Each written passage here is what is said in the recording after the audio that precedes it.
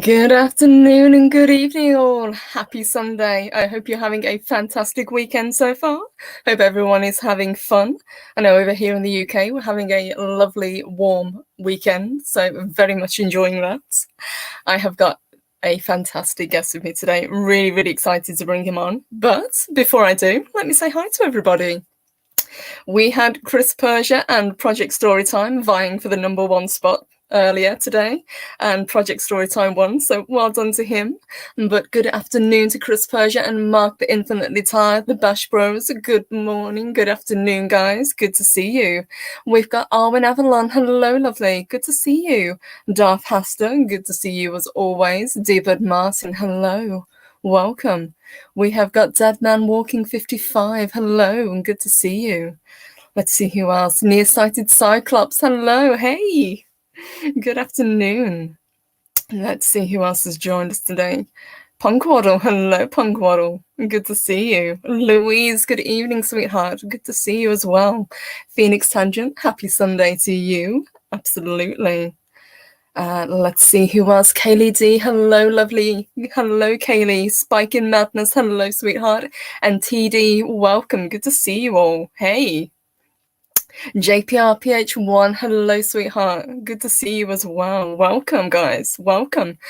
So, as I say, we have got a fantastic guest joining us today. Very excited to get to have him on because we're celebrating. He has just smashed through 1K. He is doing incredibly well with his channel. And there is this rumor flying around that he once owned a comic book shop. So I will be asking him about that later on. But guys, let me bring on Clobberin Tiimes. Rumors. I don't know how they get started. I think it's all Eric K's fault at this point. And Chris Persia. Just kidding. Chris Persia's a good guy. Eric K's the brown surfer. He's mean, though. Thank you for having me, my friend.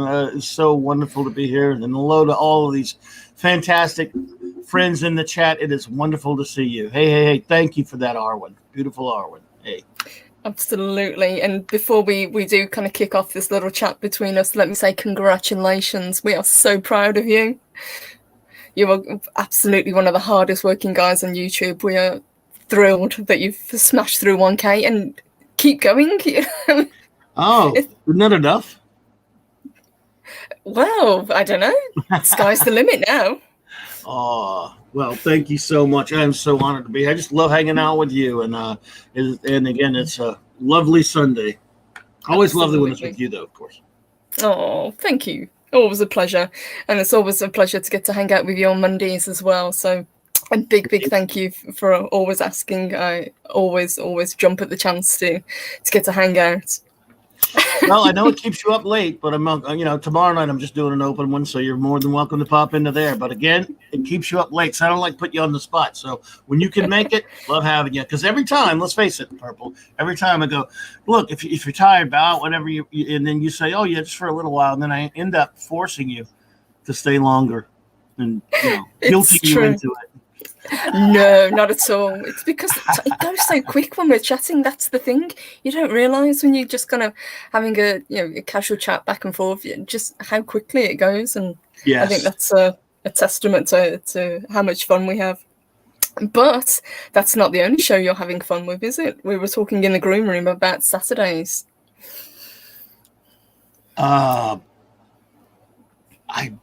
It's just starting to blow me away how many people are showing up, and I cannot even put into words how much fun that I have and that Raquel has doing that. It is interactive, very much so, because people love Star Trek. Really, go figure that, huh? People love real Star Trek and in the real Trek universe. Even if if it's episodes that are not so easy to watch right now, because we're at the beginning of the Next Generation first season, we just have a lot of fun. And people, it turns out, and so many of them really love and know Star Trek so well that it just resonates with people. And I don't know why they want to listen to us talk about it, because everyone does it so much, does it so well. But I hope they enjoy it. We give them some analysis a little bit, but I think the main thing is we're interactive with our friends. I think so. I've watched the shows, and you're always kind of back and forth with, obviously, with Raquel because she's so knowledgeable, but with the chat as well. And it's a real interactive show that you guys do. It really is that. It really is that, and that is the key. And that I think, again, I suppose if we had like 500 people, it'd be impossible to single everyone out and say hi and stuff. But you'd still, but I've never had a crowd like that. I'd have to worry about it. Nor do I, does it never need to be. Does it never need to be? But I like to, on the Saturday night show, I like to give everyone a shout out, and so does Raquel. Now I know our dear friends there who are now with us will understand if 1,000 people came in, we couldn't do it, but. It's still an intimate enough number to be able to not only do that, but when we give our rating of an episode, we get everyone that we read. I read all their ratings and their comments as well. Absolutely, and we've got a couple of questions coming in from the chat already. So Paris asks, "Will the thing be one of Clobby's icons for members?"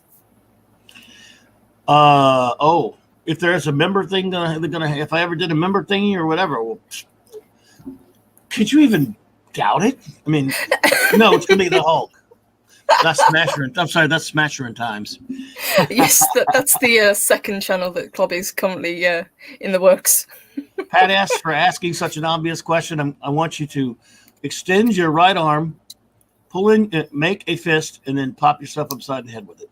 Have you done it yet? I'm waiting. Report when you've done that. No. Pat asks is my buddy there. He is. Paris is awesome. And we've also got a question from Nearsighted Cyclops. So he says, so Clobberin might know how much a good collection of creepy and eerie comics might be worth. Off the top of my head, what they would be worth? No, if you're talking about the old Warren magazines, they say how big of a collection or like a complete run or anything like that? Because I can only tell you a good collection of them in nice shape. I can only tell you, I never really looked into it of late, but I can tell you that you could certainly probably be worth a little bit for sure, because a lot of people I don't know if people are buying those in collections now, but I do know people are buying back issues in general.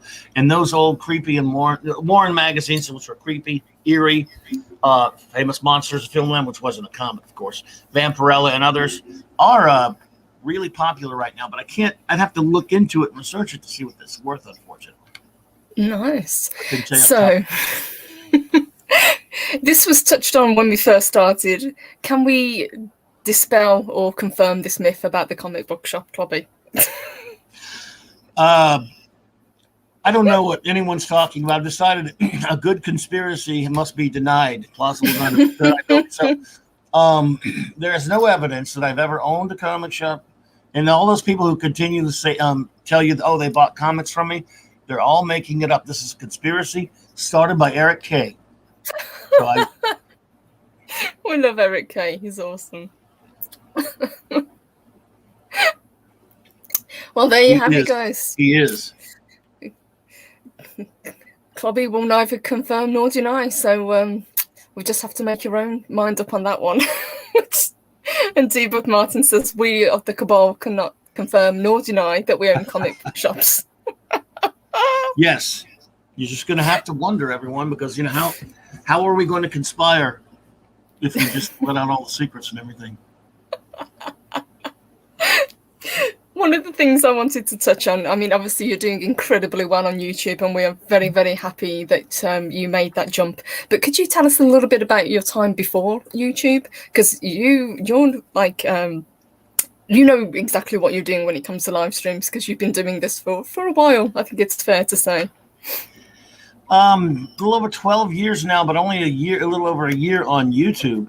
But I was on an antiquated old, fun but troublesome platform called BlogTalkRadio for 11 years and 700 episodes, as I probably too frequently mention. But I don't know. I just do it. But and you know what? It was only for fun. Just this is only for fun. But it was a blast, though. Like I said, it was very glitchy. But what I did, I started in 2009. Building up to, there were two things I wanted to complain about publicly. And since I didn't have a comic shop anymore, which I'm not saying I ever owned or anything or not, and I hadn't for many years, and didn't feel like going to the comic shop, I wanted to yell it to the heavens. There were two things coming up, looming on the geek horizon that I wanted to talk about. There was the Zack Snyder Watchmen film.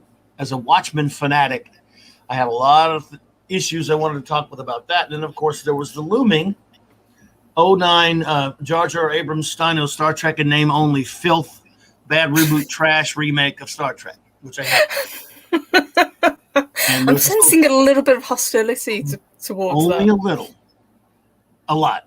So much so that when I actually started it right around the premiere time, April 19th or whatever it was, close around to the premiere time of that the cinematic stinkburger, that piece of celluloid trash, that venomous, poisonous piece of, I'm sorry, that movie was released. It's okay. Get it off your chest, Clobby. Tell us how you really feel. Yeah, I hate to hold back.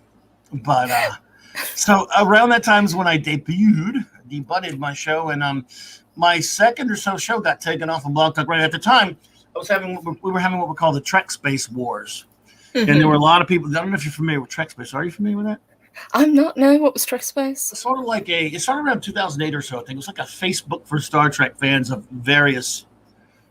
Whatever your fandom, whichever show you love, it was for Trek fans. And before that, as you know, it was at least pure. It was real. Whether you preferred one show or not, there was no pollution yet of the movie yet. It was still Star Trek, yeah. Right, but the movie had been announced. And if you were in the camp like I was, first of all, my thing was, first of all, this was a year before it came out, mind you. I was like, all right, look, Star Trek is about, even though I love Enterprise, it was probably not the greatest idea to do a prequel show. I admit that. I just didn't turn. I really like it. I'm one of the few that likes it. But point is, Star Trek is supposed to be about going forward. I say do something new. It needs to be on television. Stop making movies. Set it in, a little bit beyond Picard's time and go from there with a new ship. Remakes are antithetical to what Star Trek is all about. It's supposed to be about going forward. It's not rehabbing. Bad enough that they do enough stories where they rehash their own stories. That doesn't really work well all the time in Trek. So don't do a remake. I saw this is, and if you were approaching it from the standpoint, look, and by the way, no one else can be these characters. No one else can be these characters but that crew. Those actors helped create those characters in my mind. And no one, it's not like a James Bond or a Superman or a Batman or Sherlock Holmes that come from another medium. Different actors can play them. So I was so upset about that. If you were in that camp on Trek Space, a few people agreed with you, and I made a lot of friends that I'm still friends with this day. But we were inundated with attacks, and a lot of it was orchestrated from Paramount and CBS. They were very involved and very concerned about the word of mouth and the words coming out of fandoms about their upcoming movie. They did not like me. And I got blamed. By the way, there was a whole bunch of people who were agreeing with me and stuff. And we weren't saying mean things. We were just saying we don't think this is a good idea to do a remake. And, every time someone would say something bad, it got blamed on me. Just because I started. So you became a pariah then? It was big. Just because I started calling him Jar Jar Abrams first and it got out on the internet. That's me, by the way. I'm laying claim to it because I did it first on Trek Space a year before the movie came out. And they didn't like that. And there were shills for Paramount in those chats and stuff because there was a lot of people on Trek Space. Remember, there wasn't really, Facebook was big. MySpace was just sort of there. Yes, this was before social media really kind of took off. Exactly. So Trek fans who knew about it, there were really a lot of people on there. And the people who ran it, I'm not going to say a name, but you'd all know it because he had something to do with a certain fan film that was infamous. And they did not like you saying anything negative, even if it was, polite and friendly. Now, I had death wished upon me many times for just not being on board with the remake, but if I ever said anything back to him, I got blamed for it. That's ridiculous. So it was a case of terrible. Either you toe the line or you basically get kicked out of this group. It was very much that, and my second show got taken down by BTR. Wow. Still love it. Even though the person who run Trek Space came on there for the third show and tried to be reasonable and nice about it. One of the people who ran it, they all kept trying to say they were nice, and then we kept when the movie was out, we kept going on Trek Space and, just in polite conversation being against it and criticizing it and getting kicked off. Finally I'm still to this day banned from it. That was going to be my next question. Do you have any connection with Trek Space anymore? It's still there, I think. I checked not too long ago, and a buddy of mine checked too. We're both still banned from it. So that's another claim to fame, being banned. Yeah. We started our own site after that for a while. I called it the Baxter Building Basement, and which is why my Facebook group page for the show is called Clobberin Tiimes Baxter Building Basement, and it's obscure, I know. But, I'd love that. We'll jump into that in a minute, but let me just say a big thank you to Ren Zero. He sends us a £2 super chat. Thank you, honey. He says, enjoying the stream and sweating in the UK. Yes, it is a little bit warm today, but very, very happy that it is. So I'm enjoying the warm weather. So thank you, honey. Appreciate that. And hello, we've got a few more people that have arrived. So we've got Retro Dicky, good to see you. We've got TZ Canadian Beer, we've got Lord Thoth, and we've got your favorite Dr. Herky Monkey. I love Dr. Herky Monkey. He showed up last night for the first time. Nice. And we're all glad to see him. Don't worry, I won't destroy your ears by saying it. That's so funny to hear you yell. And a big thank you to Phoenix Tangent. Thank you, honey. He sends us a super sticker, and it's a Shiba Inu. It says #1. Thank you. Appreciate that. Thank you so much, sweetheart. Thank you. So we've talked a bit about your days and where the idea came from, and your love/hate of Star Trek. But where did the love for the Thing come from? Is this a character that you've always had an affinity with? Obviously, we know what a huge fan of the Fantastic Four you are, and I still think to this day that they should give you the rights to the Fantastic Four. But I'm working on it. But where does this come from? Where did the Thing originate with you? My geekness, everyone has a geek origin story, I think. And when I was 2 years old, this is how old I am, the Batman TV show with Adam West was on. And Batman was the first word I can say, I'm told, at 2 years old. Really? The parents swear that I would run around. The Batman theme has a very catchy lyrics. It's only one word, as you know. And I was running around singing Batman, Batman, Batman. That was the first word I could say. And it was on network television, folks. That's how old I am. It was, in its original run. And from there, of course, just started the Saturday morning cartoons of the 60s, Superman, Aquaman Hour, and a couple other ones. And then there was, of course, in the late 60s, it was a Fantastic Four cartoon. Mm-hmm. And there's this rock guy, the rock-eyed ape, my mom called him. So she called him a rock-eyed ape because he looked like an ape, because he was kind of drawn to look like an ape. But I'll never, I know something about Paul Frees. I don't have a soundbite thing on my show now, but on my old show, I always open up with that Paul Frees soundbite from that episode saying, "It's clobbering time." I can't do it as well as he could. And he also said, "Clobberonimo." And, that just stuck with me. I think as time went on, of course, when my first exposure to the Fantastic Four comic was the Power Records, which is a reprint of Fantastic Four 126. And that's how I learned to read. So I had a horrible education system down here. And I never really felt like learning how to read until I got some comics and different things like that, wanted to read them. And I got a Power Records, which comes with a little record, like a little radio play of the comic book inside. Yes, I've seen those. Seen them? Oh, yeah. They're on YouTube now. They put those little plays on there. I'd listen to it over and over again, and I would match up the words on the page with that. That's how I learned to read.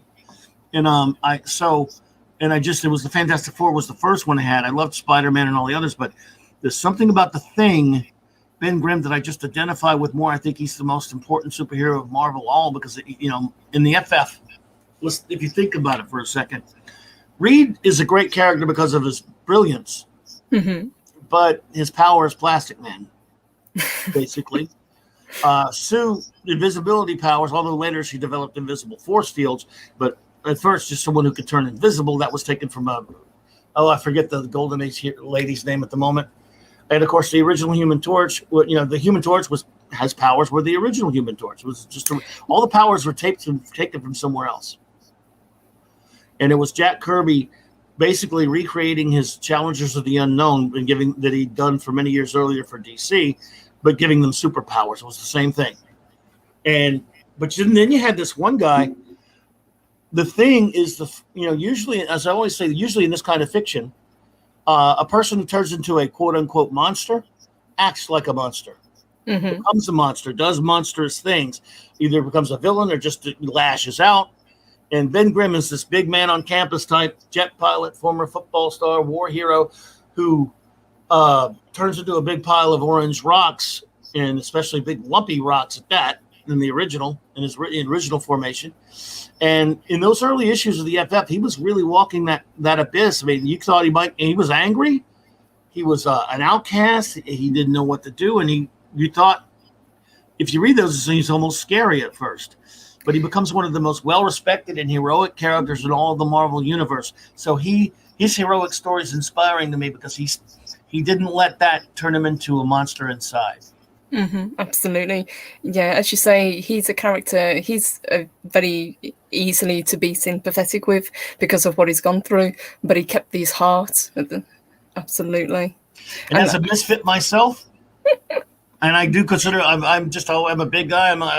I'm a misfit in life and always have been. And I know it's silly when, to relate to comic book characters and stuff like that. We relate to them not because we're like them, because there are things about them that are as human as we are, even if they're in this fantastical world.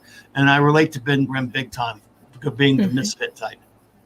Lothroff says, are you talking about Phantom Lady, Clobby? No, did Phantom Lady have? I don't know if she had a Phantom Girl could disappear because phase through things. I'm not sure if I'm talking about Phantom Lady. I thought she was called the Invisible Miss Scarlet or something like that. But I don't quote me on that because I'm forgetting the name. But it's not I do love Phantom Lady. Oh my God, she's the hottest lady of the Golden Age, probably. Good Lord. But I don't think it's her, buddy. I do love Phantom Lady though. My goodness, she's gorgeous. Nice. I love that. And as you say, because he kind of kept his humanity, it's always great to see him go up against the Hulk, those kind of epic clashes, because you have literally got someone that turns into a monster versus someone who looks like a monster but is still very much a man. Absolutely. And I love the Hulk as well. Obviously I love Ben more, and he's outmatched against the Hulk, and yet Thing Hulk battles are iconic.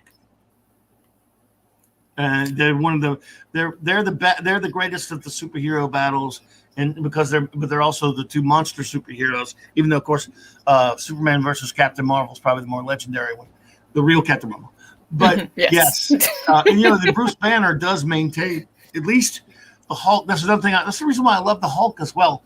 The good in Bruce Banner keeps him from going over, well, in most stories, over the edge, and even in those early Hulks, because I love the Hulk, Smash Hulk. In those early Hulks, it was the same deal. He was a borderline a villain in those early issues. He didn't talk like Hulk Smash. He was kind of sinister. He was kind of they didn't know what they were doing. It really was more like Jekyll and Hyde, because it was pretty much based on that. The Hulk. It's another one where the Hulk was kind of sinister at first. Then he became more childlike, but no matter what was going on, the Bruce Banner inside him always compelled him to do good in the end. I'd agree. Do you think it's fair, because a lot of people, especially in the past, have kind of put down comic books? They've said it's kind of lowbrow entertainment, but I've heard from a lot of people like yourself that have said that reading comics actually inspired their love of reading. It's something that they could get into, whereas they couldn't really get into, say, reading novels. So do you think it's an unfair kind of comparison? It's very unfair. It's one of the 3 or 4 or 5, I forgot the number now, that Harlan also was talking about, original American art forms, for one thing. And it is an art form. We all love prose fiction. We all love pictures, pretty pictures, the combination of words and pictures. And there's a book by Scott McCloud, which is a little overwrought in some ways, but it's called Understanding Comics, from the 80s and 90s. And eventually he's coming up with all, they call it graphic literature. They call it sequential art. That's what Will Eisner called it. And he came up with the term juxtaposed pictorial images in deliberate sequence. It's to tell a story using words and pictures. And it's very valuable. It's just as valid. Yes, it may be dominated by certain genres that were catered to children throughout the course of the industry's heyday, and that is true. However, remember, in the 40s and in the 50s, there was a little bit of television and there were movies, but there wasn't much else. There were novels, and there were dime novels, as they called them, and pulps, which I love as well. Comics were, even though they were geared at young boys, a lot of older, men and younger men also read them, and they sold in the millions back then. So, and they always inspire people to read because you want to know what's happening on the page. You had the men's adventure kind of stories as well, didn't you? That came out around about that time, if I remember correctly. Oh, yes. Yeah. Oh yeah, yeah. And again, the thing is, reading was far more common back then, obviously, for obvious reasons. I mean, that's why you want, and it's so different now. Not a lot of people read now, like you say, but comics inspired many, many people to read. I'm sure you've heard of Dr. Frederick Wortham. Oh yes, yeah. Seduction of the Innocent. Basically they had the congressional witch trials against comics because they were destroying kids' minds and stuff. Yes, they were considered trash, weren't they? If I remember correctly, yes. Well, yes. Yeah. And turning kids into bad things. Yeah, but that's pretty much, that comes in cycles, because we had it in the 80s where we had the satanic panic with things like Dungeons and Dragons. We've got it again now with video games and films. So it comes in cycles, I think. But no, I think anybody who gets into reading comics and ignites a love of reading, more power to them. Yeah, absolutely. And the thing about that is that, of course, ushered in the Comics Code. And I hate to say this, but the Comics Code did some good, only in the sense that it kept some of these guys from going too far with some things. I'm not saying I like the Comics Code, don't get me wrong, but Dr. Frederick Wortham is widely, kind of deservedly so, reviled as a villain who destroyed, and he did destroy a lot of the comics companies, EC Comics. And thought the Prime Comics are really hardcore stuff. Loved EC Comics. He destroyed all that stuff, but you know what people don't know about Frederick Wortham? What's that? He changed his mind. See, that I didn't know. So he actually took back his original opinion.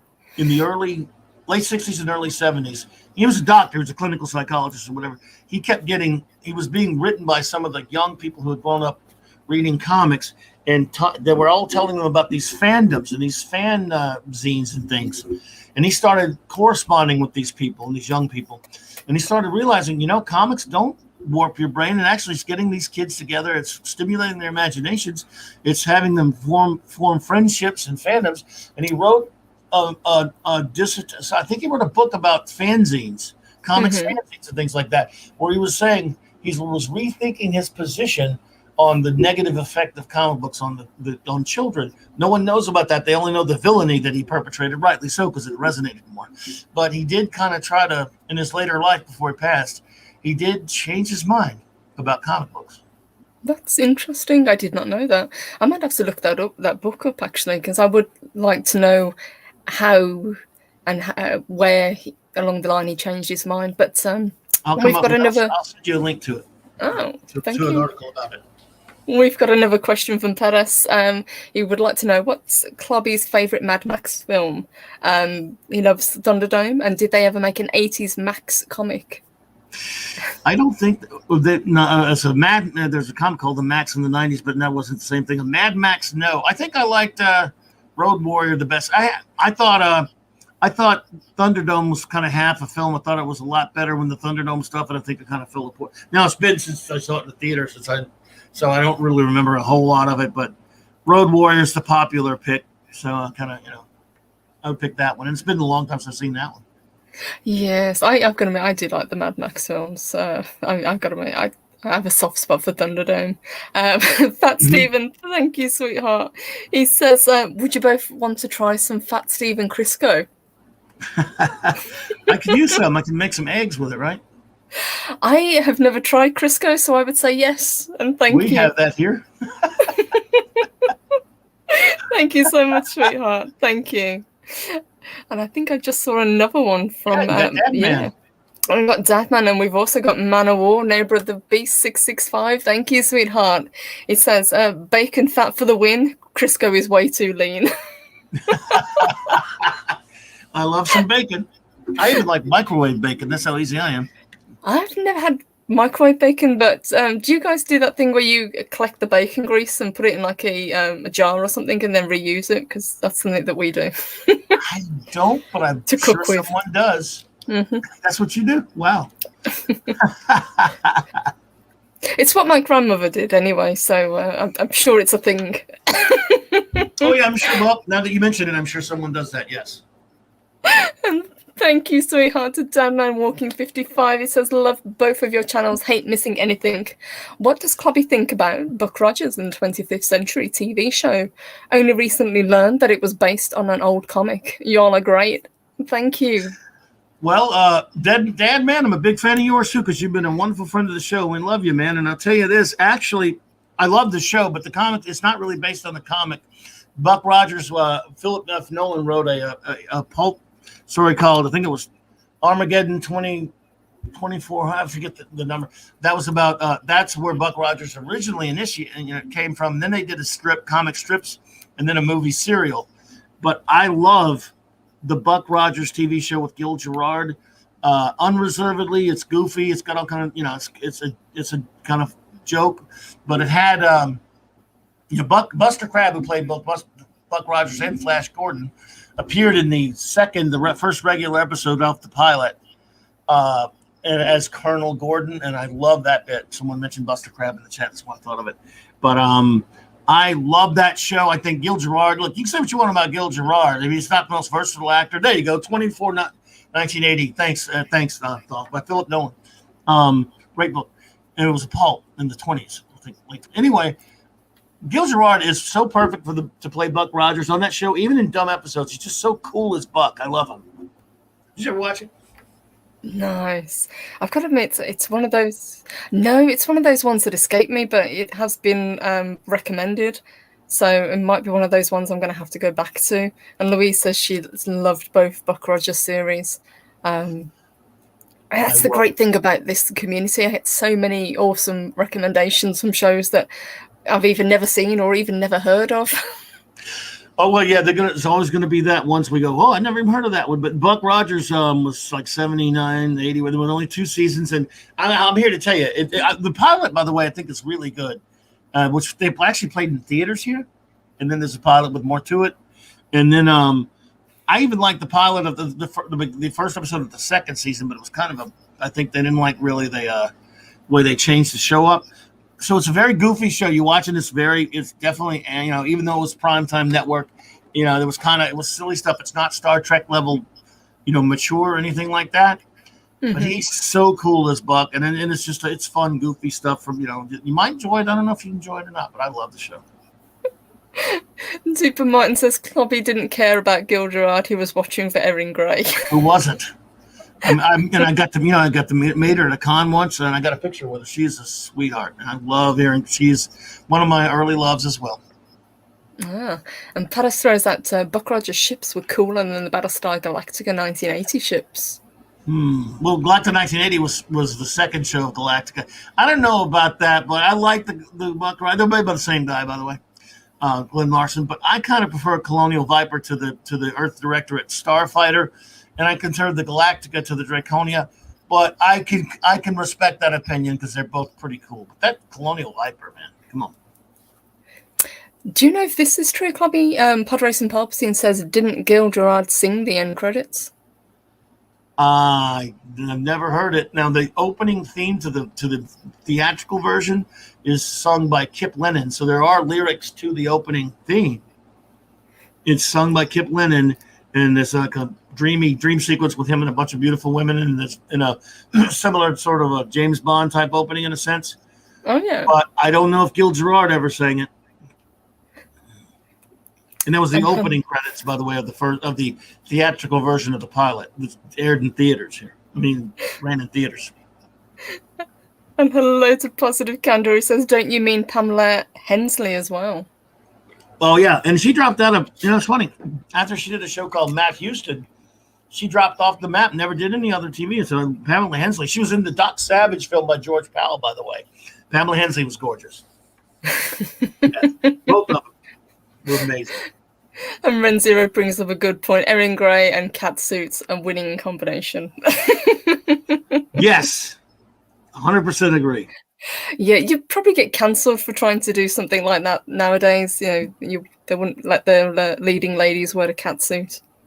No. Thank goodness for the 70s.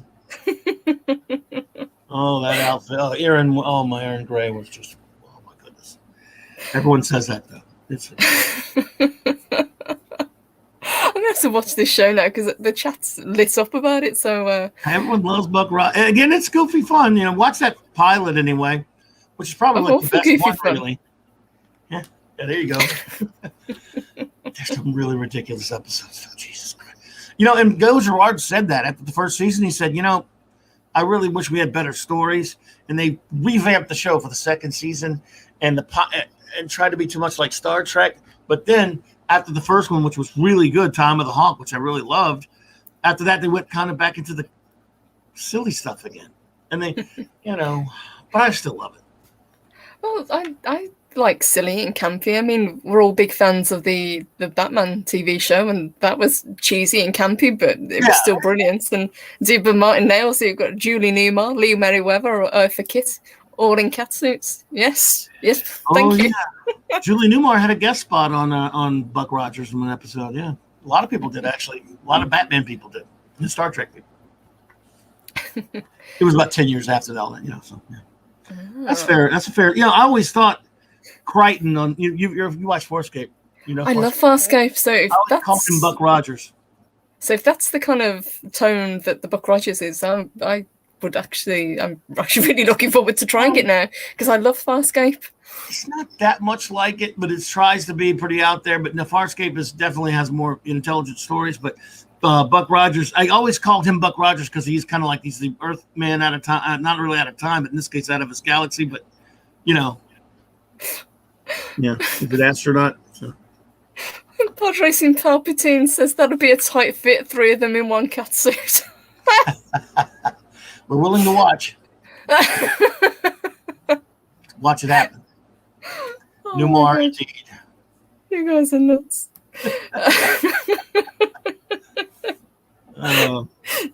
Let me bring it back a little bit now because we've talked a bit about TV shows and we've talked about what you love. Tell me about the transition into YouTube. What was your kind of jumping in point, or did somebody talk you into it? Is this something that you were curious about? Well, I of course started watching many of the, everyone, we all watch YouTubers, right? And I started watching a lot of these, and they were just video, like most people were just doing videos, and I was just seeing videos. Well, a couple of years back, my son started, 2 or 3 years before, my son was telling just move to YouTube, move to YouTube, but anyway, move to YouTube. And I just thought that was a place you just made videos. I didn't know the streaming was being done on there that much. And so I started watching, a lot of videos from different creators that we all know, many of them that we all both know, but I didn't really think that would be a place I would want to go. And I just thought I was kind of used to it. I was used to being on BTR. So I kept saying, sure, I'll do it. And I just, put it, yeah, whatever. All right. Yeah, sure. Okay. And then, didn't do it. And then I started seeing more and more people actually streaming, which is what I do. I don't make videos. I need to, but I just, I don't know. I wouldn't know how to. Yes. I've got to admit, I'm pretty much the same way. I've made a few videos and I've got a few more coming up, but there's something much more exciting about getting to do this, to get to talk to a guest, to talk to the chat. There's just something much more enjoyable about it.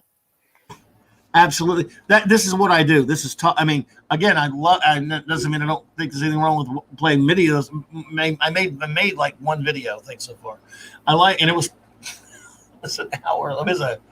It should have been a stream. It was the one about Astro City, wasn't it? Yes, my beloved Astro City. I love the only one who loves it. Oh, you didn't watch that whole boring ass thing, did you? Yes, I did. It's got me wanting to read it. It's actually on my watch list for Amazon. If I can get one person to read Astro City, I'm doing all right because I'm just I'm never gonna stop trumpeting it. Now someone's gonna read it. That's why I'm even reluctant to do that video because I don't like I really don't. I've gotten reluctant about recommending things. Mm-hmm. But I agree with Stephen. Yeah, well, in other words, yeah, because it's a trick. It's a zero-sum game. If I say, "Oh man, you got to read so and so. It's the best thing ever. You got to watch this," someone invariably, some people will go, "Oh yeah, that was pretty good. Thanks." But a lot of people will go, "Yeah, you like that?" And then, of course, the other way around. I thought that was the worst piece of crap ever. Don't watch that. And someone watched it. Oh, I liked it. So now I just say, I liked so and so or didn't, or I loved so and so or didn't. Or thought it was. I thought that. I'm always make sure I'm saying this is what I like. Yes. I don't know if you're going to like it or not because we've all had people go. So, do you think I heard about this? Did you like it? Oh, I thought it was great. So you think I'll like it? How would I know? I always say just give it a go. Yeah, give it a shot, but make your own shot. Don't blame it on me if you don't like it. That's what I don't like being blamed because I just don't have. Yeah, Astro. I know Thoth probably knows what it is. Yeah. But I do rant and rave about stuff I like just as anyone else does. But I'm never saying. I'm saying, look, bear in mind. I'm not telling you you should. I'm telling you I love it and here's why. Because you get into that, because have you ever had anyone do that to you? Go, hey, you said so and so was great. I didn't like it. Well, I'm sorry, you didn't wasted your time. Yeah, but then I think, well, at least you gave it a go. What we're doing, as YouTubers and as content creators, we're giving opinions. We'd never say to somebody, you hate this because we hate this. I always say to people, no. I didn't like it, but you might like it. Or I love this, or you might not like it, but I'd still recommend it to give it a go. Well, I make an exception. Like I did a show a while back called Comic Book Recommendations, and I did call it recommendations, so I broke my own rule. But yes, but as far as how I got started over here, I was more and more getting aggravated with BTR, and I saw more and more people streaming over here.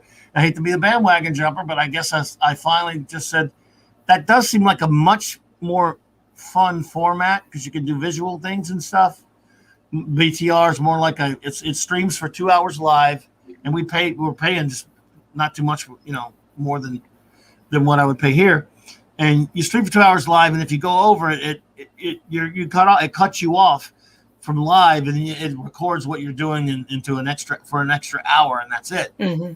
So, and it was fun and all that stuff, but I decided, it looks like it's more fun over here. That was really pretty much it. And my good buddy, my dear departed buddy, Mark D with Mark C. Mark D with a C too, by the way.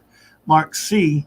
and I have been talking for years about doing a show about debating the John Byrne Superman reboot. I mean, most people like it. I hate it. He loves it. He's a big John Byrne fan, and he always wanted to debate that with me. And that's, I don't even consider it a debate, but he was always kidding me. We'd bump into each other. Hey, when you can have me on the show, you chicken? And he'd tease me and stuff. And I say, anytime, man. It just, we never got around to it. And then when I said, well, moving, and he was a big YouTube fan, as everyone knows. Mm-hmm. So I said, dude, come on, we'll do it. I think it was my first show, or it was one of my first shows. Maybe not my first, but it was one of my early shows. And we did that, and it's just, I don't know. I just really wanted to come to a format that was much easier, much freer, and this is. So. Yes, and Arwin and a couple of others in the chat have brought up a really good point. It's more about community. There's definitely more interactivity between people. You get to know people on a much more personal level. At least that's what I found with YouTube. And there's a lot more kind of flexibility. As you say, you there's no cutoff points. You can stream for pretty much as long as you like. But this is the big takeaway for me. It's connecting to people, and that's what I love. I have made so many wonderful friends, especially your wonderful self, and many others here. And it's just, again, like I say, it's just a little over a year. And at BTR, I had many friends with 3 or 4 people that, you've met my buddy Flash. Absolutely. Love Flash. I love Flash. He's this great guy. He and I are going to do a show this Wednesday night. We do our countdown lists. People used to tease us, when are you going to do a list more next? We ran out of things to do lists. We did so many. But now that was a whole different, that was an alien world. This is a new planet, so we can do them all over again. And, exactly. It's years later, so sometimes you change things a little bit. Yeah, so that's another thing I was going to ask. You said that you were famous for doing your lists. Has your taste changed over the years, or do you kind of stick to your guns when it comes to stuff that you like? I'm not. For the most part, they don't as much, but I believe in evolving, and just as many of my whatever types of views on anything, whether they're serious subjects or geek stuff or whatever, they do ebb and flow a little bit sometimes and evolve. I don't know about evolving, but for example, if we did a list when we did our movie list a couple of weeks ago, it changed a little bit here and there. There he goes with the Gilligan's Island. It's a long story. In fact, we're doing Wednesday night. We're going to do our TV shows, and I'm looking at that list as opposed to it was, I don't know, 6, 7, 8 years ago, whenever we did it before. It will be, things will be rearranged a little bit. I don't know if I'll add anything. I changed my movie list up a bit, so yes, all these lists will. So I think yes, they do change a little bit. He's even, Flash said that as well about his list. So yeah, it'll be a little bit different, and maybe 10 years from now it will be a little bit different again. I don't know. Obviously, your top stuff, like your favorite movie of all time, probably is going to stay your favorite movie of all time. Your favorite comic book, your favorite character, that stuff's probably in stone. But we did just about every geek topic you could imagine as a top 25 countdown list. I love the format of that. It is so much fun. I'd love to do one with you one day there because there's so much fun. That. And awesome. I have a friend of mine who hates him, so he's always teasing, what are you doing a list about tonight? Shut up. But we love it, and everyone seems to really enjoy it. And we're going to bring back all the old classics since it's been so long since we've done them, I guess. And Dadman Walking brings up a really good point. He says, I appreciate Clubby's Saturday night Trek shows because of the discussions. Even if I didn't like the movie/episode, the dissenting opinion is respected. Fun to watch Clubby talk about Wesley, though. Thank you so much, Dad. And by the way, this just in, everyone. This is a news bulletin. I just announced a news alert. Wesley sucks. I just wanted to make, and not only that, in addition to that, Wesley sucks again. There you go. Just because we got to reiterate it. Well, we're 8 episodes in, and we've done 2 weeks now that we've been reviewing Next Gen season 1, and Wesley saved the ship 6 times or something. I didn't count it, but it's got to be about that. Wow. God, he's annoying. He really was an irritating character. I'm glad he was used less in the later seasons, but yeah. And I'm not a fan of Will Wheaton either, so to hell with it. He's a jerkweed too, but see, back then, all the abuse he got, you could feel sorry for him, and since he was a child at the time, now he's a grown jerk, so it doesn't matter. But the characters, we love Gene Roddenberry. Raquel really loves him. And I love him too. He's not perfect. That's a self-insert, and he should not have put that character in there. Even DC Fontana, as she was talking about last night, went around the cons telling everybody, talking about, quote, the Wesley problem. And he was a severe problem early on. Yes, it's a character that they didn't seem to know what the hell to do with, so they just made him perfect, and it really irritated people. Yes. And Lord Throff, you're gonna have to go back to the beginning of the show because Clobby covered this. What? Eric K isn't it? But I don't know what you mean, strange person that I've never met Lord Thoth.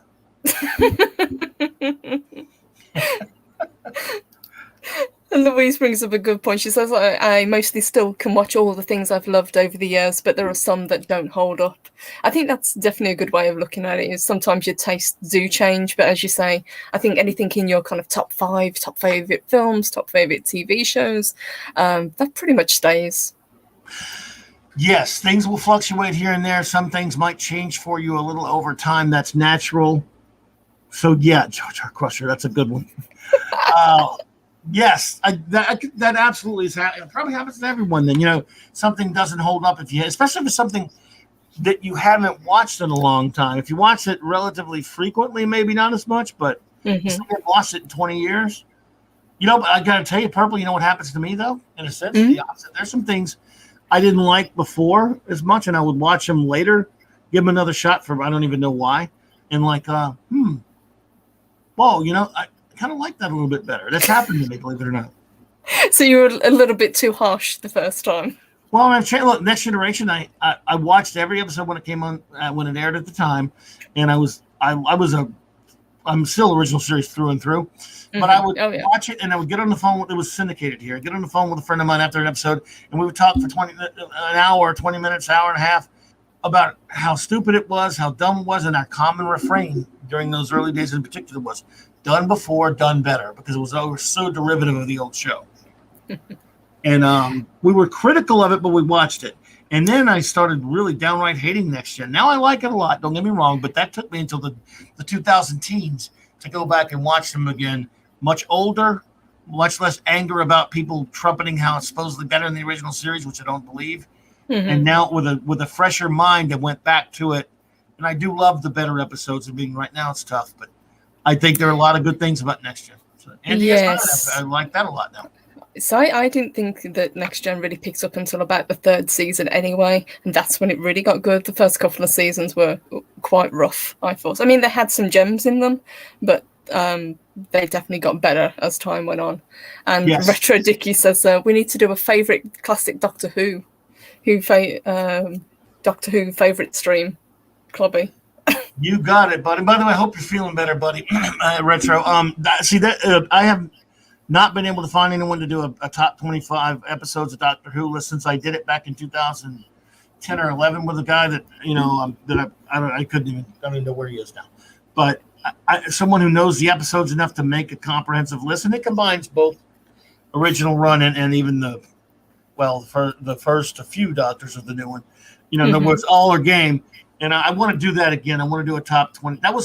We did that so long ago. It was when Doctor Who magazine had released its. That was when there were actually exactly 200 Doctor Who episodes. That was when that magazine. That's how long ago that was. And we did that list.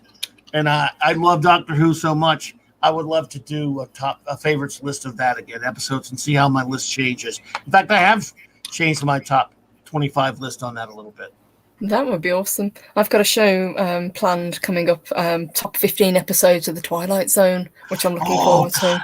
Love that show. I love Twilight Zone. That's great. I want to watch that one. Let me know when that one's on. I want to watch. Will do, absolutely. I'm compiling a list at the moment, so that should be fun. That's tough picking 15. But like you say, the great thing... Oh, it is. Oh, yeah. I didn't realise, because I hadn't watched all of the episodes, just how many episodes there are. So I'm slowly working my way through them at the moment. So I can watch maybe 2 a night before I go to bed. So that's what I'm doing. And any one that kind of really calls out to me, I just jot it down. So I think I've got about a list of about 35 at the moment that I've got to whittle down. It's tough. Look, I mean, I think 25 is a brutal number for most of these lists. 15, that's killer. Because especially a show like Twilight Zone. I mean, there's so many great ones. Yes. You're in some trouble there, that's for sure.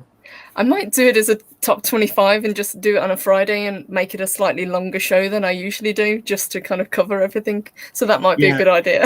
It does take a while. That's why when we do ours, it's 2 of us. For sometimes in the old days, we did 3 of us doing it. We did our Trek episodes and things like that. And it takes a little while then because you want to give everything a lot of time. That's why this format's better. You can go as long as you want. Absolutely. What's your kind of big takeaway from being on YouTube? Obviously, you've been here for a year now. You've just smashed through 1,000 subs and keep going. Next step, obviously, is monetization.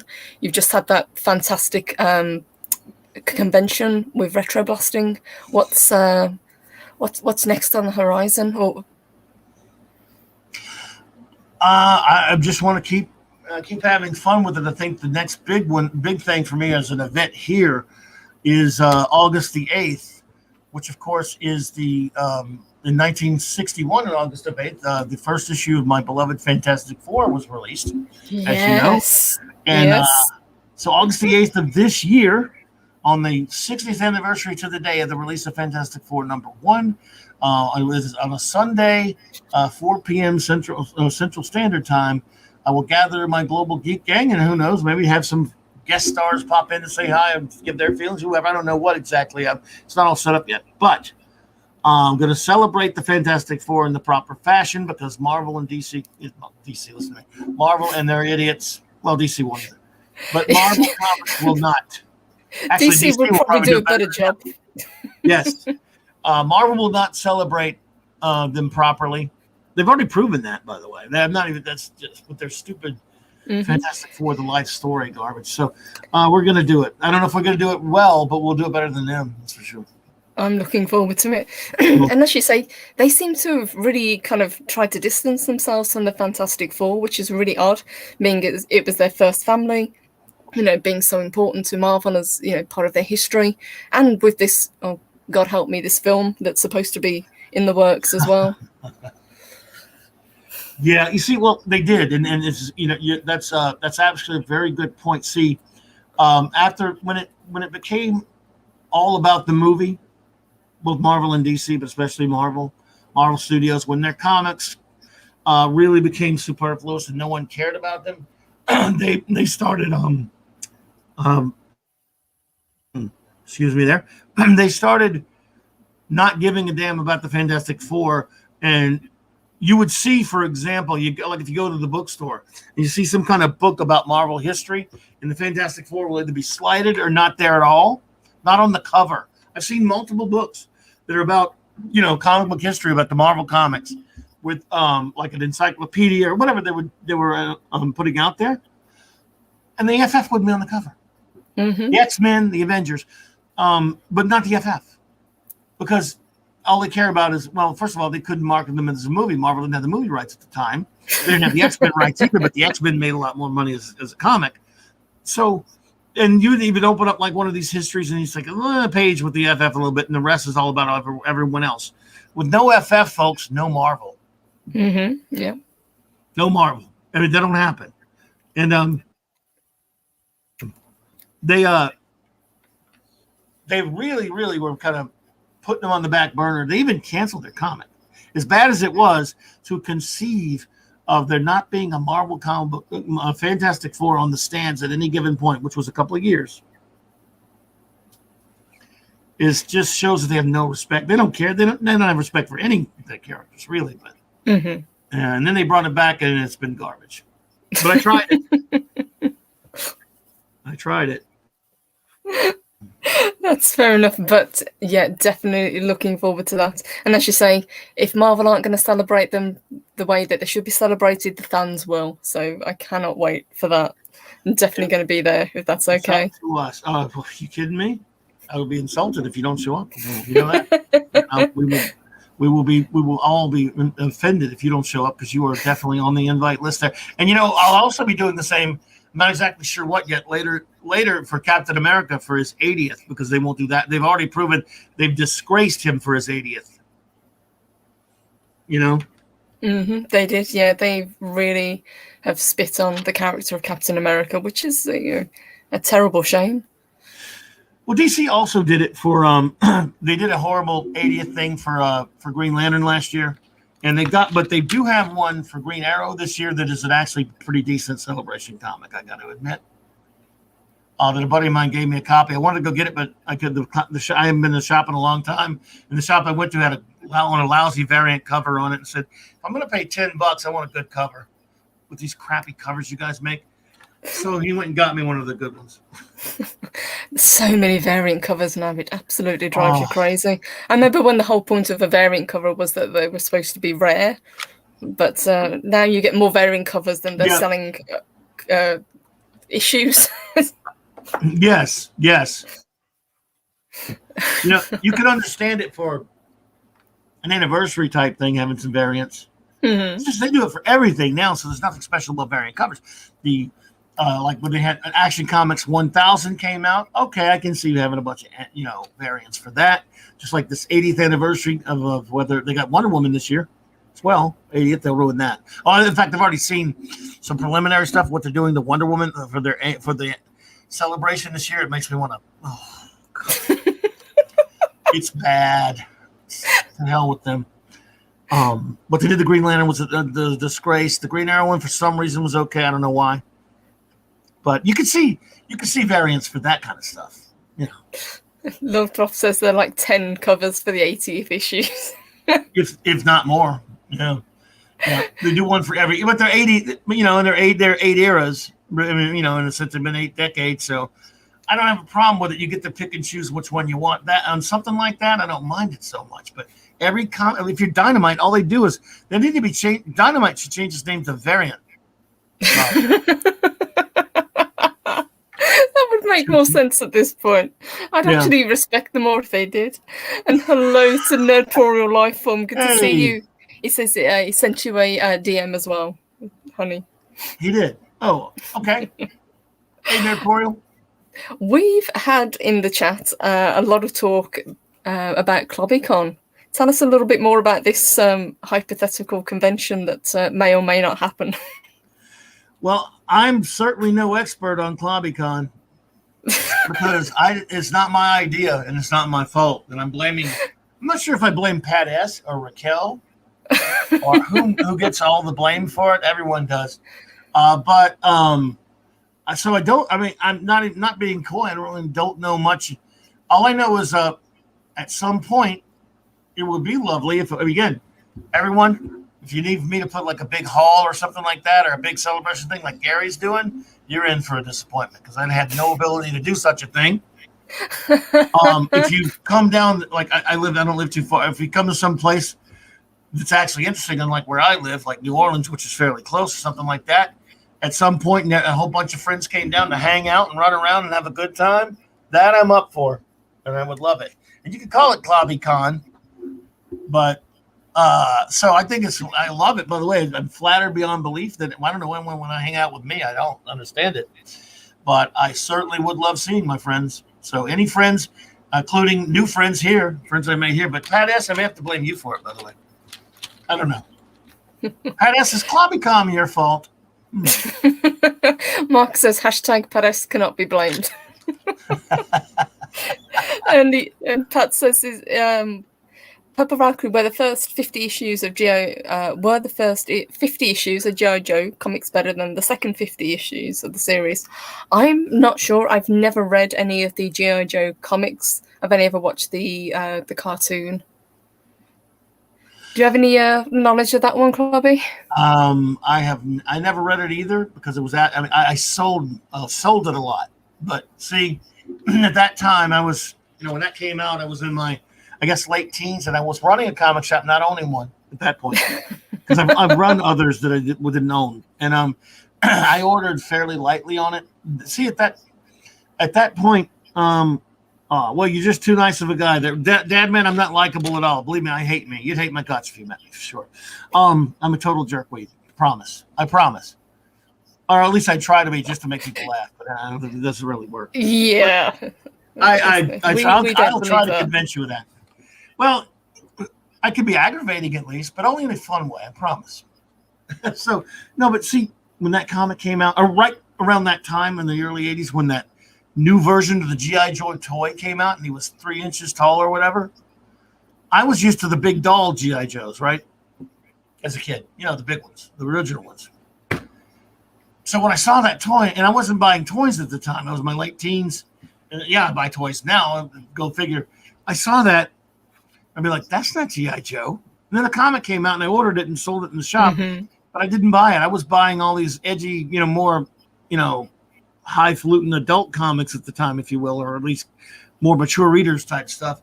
And I love Herb Trimpe, don't get me wrong, everyone, but it was kind of Herb Trimpe art. It looked like just a toy tie-in comic and a cartoon tie-in that a cartoon I didn't watch.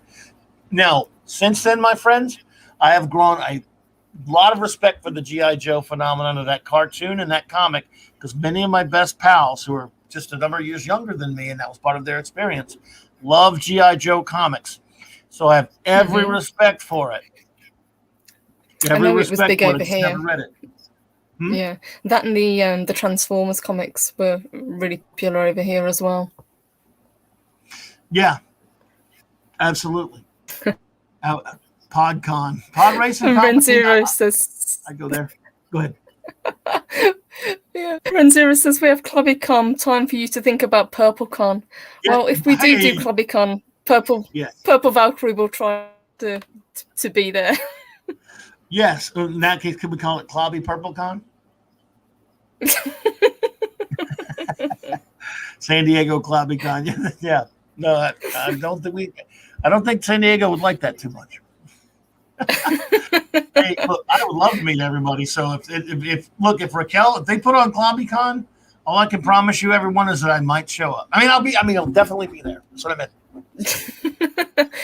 He'll grace us with his presence, throughout the con. Yeah, you'll all just be so thrilled. You see me walk up and go, that, of course I'll be dressed as a thing, but. Oh, okay, that's the thing that's got to happen. I'll hold you to that. I'll have my thing outfit that I don't really have yet. I'll build it out of styrofoam. Well, we can ask Raquel to help because she's brilliant at building costumes. I bet she could make one. She's making Dream Girl.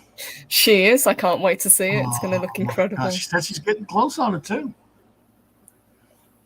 But I'll tell you this: there will only be a ClobbyCon if Purple and Arwen show up, and Raquel shows up.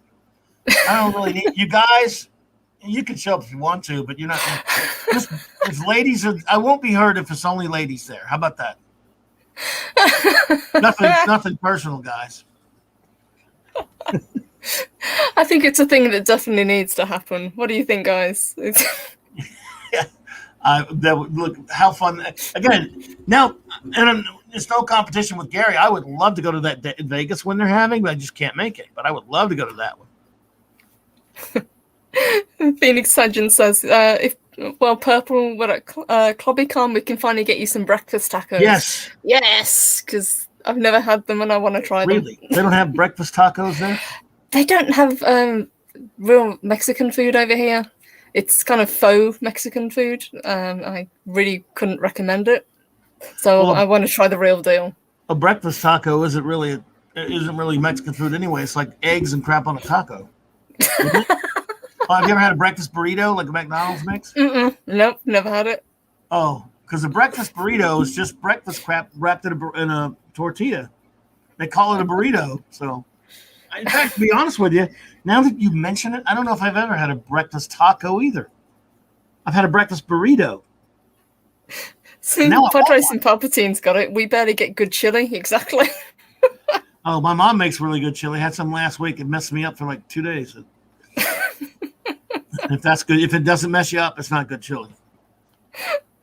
Yeah, Punk Waddle says Az needs a burrito and Purple Valkyrie needs a breakfast burrito. So wait, you have McDonald's over there, right? We do, yeah, but the menus are different. We don't have that kind of thing here. Yeah. Let me tell you something about a breakfast burrito, everyone. It's really good if it's hot. If you let it get cold for like more than 2 minutes, it's toxic waste. Ew. Got to get it. I mean, because it's disgusting. Like it's just like when you don't get your Egg McMuffin fresh. It's been sitting there. Ugh. Nasty.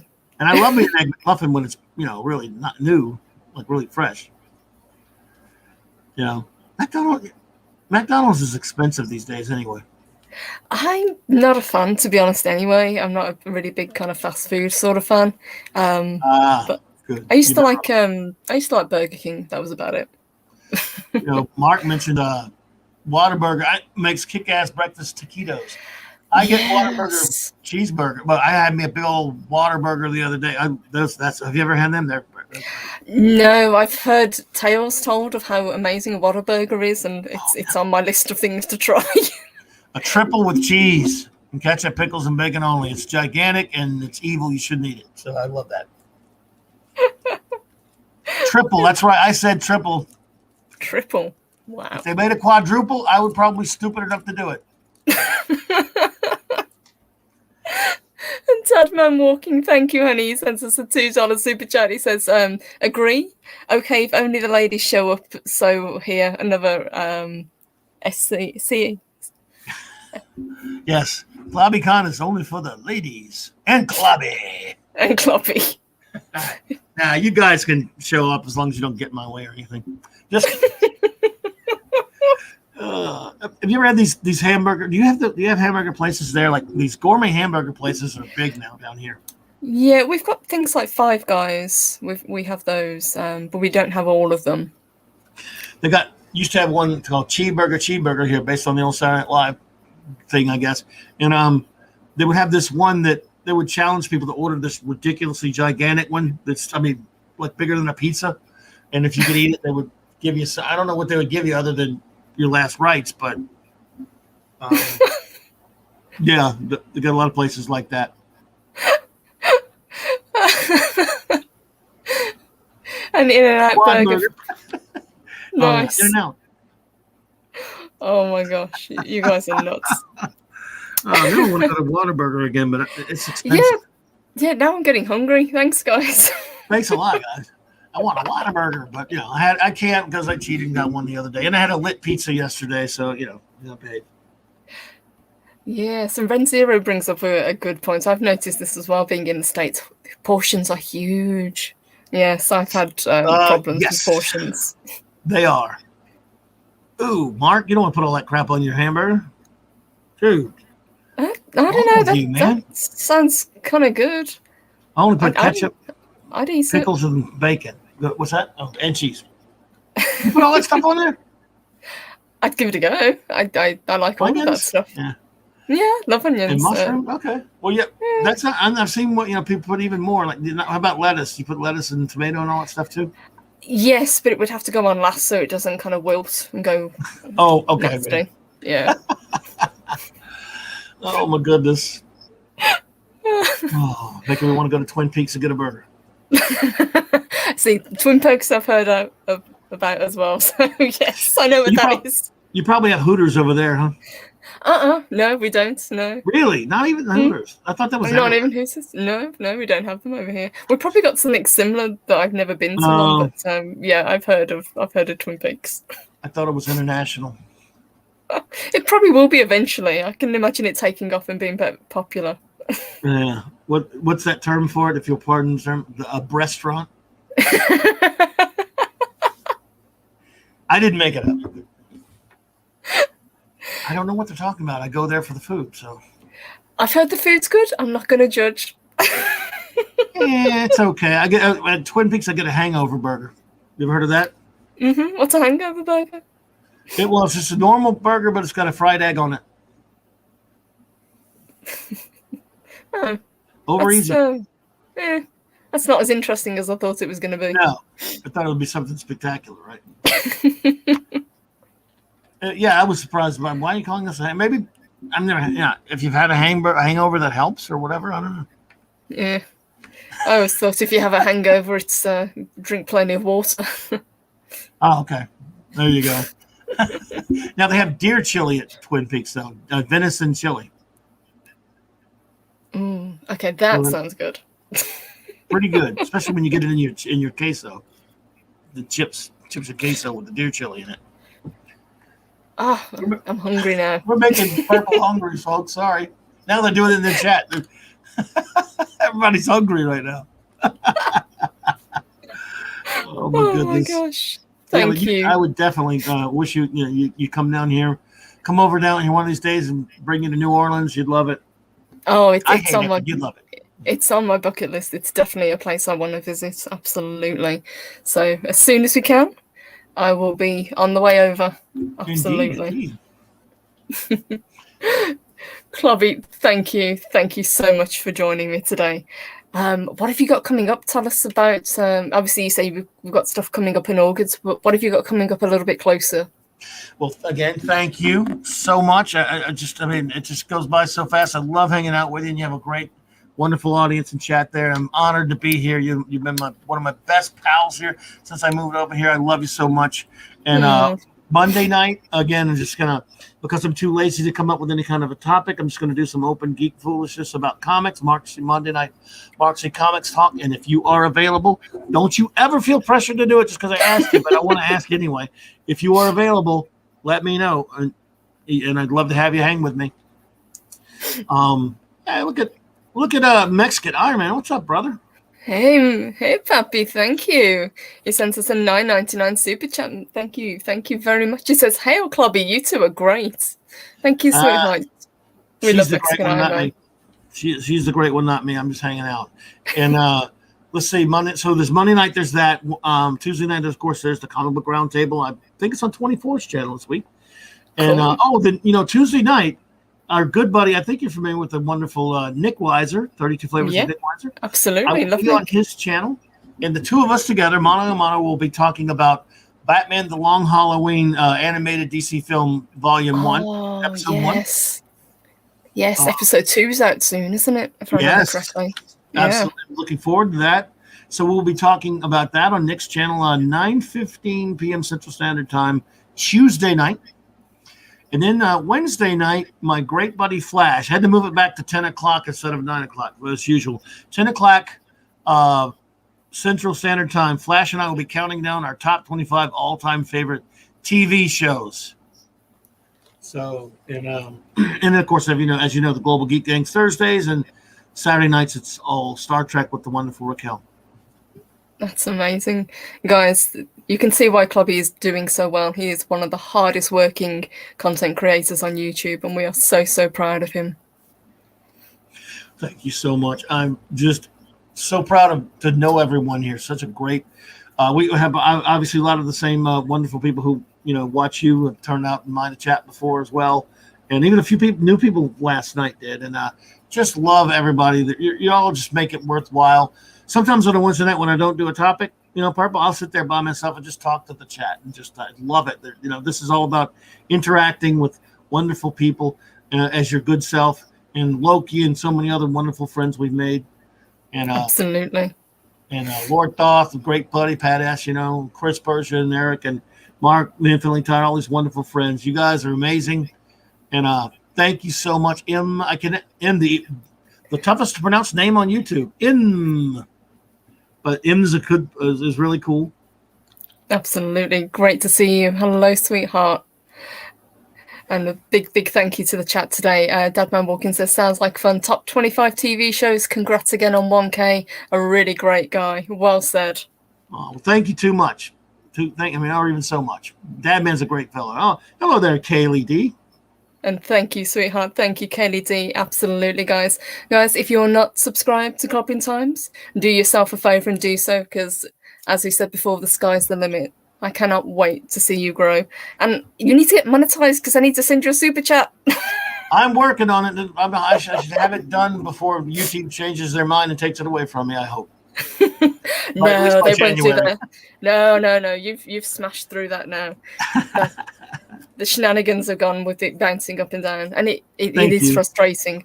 You just hit it, and then they take a few away, and then you get a little bit closer, and then they take it away. But no, you've well deserved. We are really proud of you. Thank you. I had a lot of help from my retro blasting buddies with Iconicon. That alpha, that was really wonderful as well. It was a great thing they did there, and they did it to help people. They did that to help friends with other channels, and that's why they did the thing, and they're really great. They did, and they did an amazing show. I've been catching up on them because I missed some of them when they were going out live. But absolutely, they did such a great show. But they should be really, really proud of themselves. Yes. And your panel was awesome as well. I loved it. Oh, thank you. I'm surprised how many people showed up to it and how many nice things people are saying about that, how it brought them back to their wonderful buying comics in the 80s. That one of those wonderful memories. So. And Chris says, here, our second Purple's request. We're all waiting to drop a super chat or sticker at Clobby's. Absolutely. Thank you, buddy. And thank you, Kaylee. Much appreciated. Thank you, honey. Thank you, Kaylee. Thank you very much. I appreciate that. Kaylee's awesome. All right, my loves. I am going to let you guys go. I hope you have a fantastic weekend.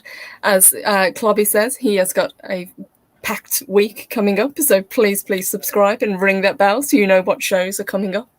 I will be back tomorrow morning, 10 a.m. Central. We're probably going to be talking a little bit about pop culture news, whatever's gone on recently, so I think that's what we'll talk about tomorrow. So, guys, have a fantastic weekend. Huge thank you to everyone who joined us today. You guys are the best, as always. And a massive thank you to everyone who sent super chats and super stickers. Really appreciate you guys. Take care, everyone. And Clobby, it was an honor. Thank you, sir. Honor is mine. Love you. Thank you so much. Love you too. Take care, guys, and see you tomorrow. Mwah.